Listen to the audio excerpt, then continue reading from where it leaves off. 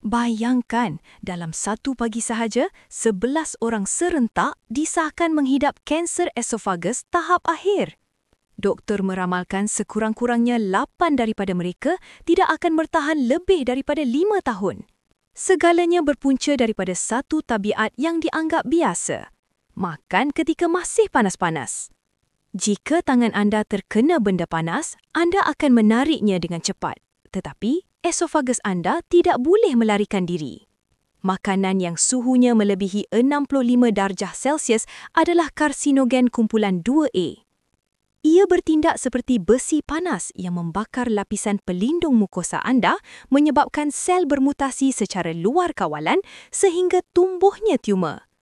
Selain makanan panas, ada 3 lagi perkara yang sedang membahayakan anda. Gemar makan makanan jeruk, makan secara gelojoh, serta tabiat merokok dan alkohol.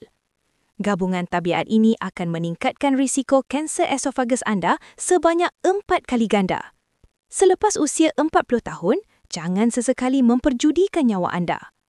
Makanlah dengan perlahan, tunggu sehingga suhu makanan turun ke 50 darjah Celsius sebelum disuap ke mulut. Jika anda mula merasa pedih atau ada sesuatu yang tersangkut semasa menelan, segera lakukan pemeriksaan endoskopi. Hantarkan video ini kepada warga emas yang selalu berpesan supaya makan ketika panas.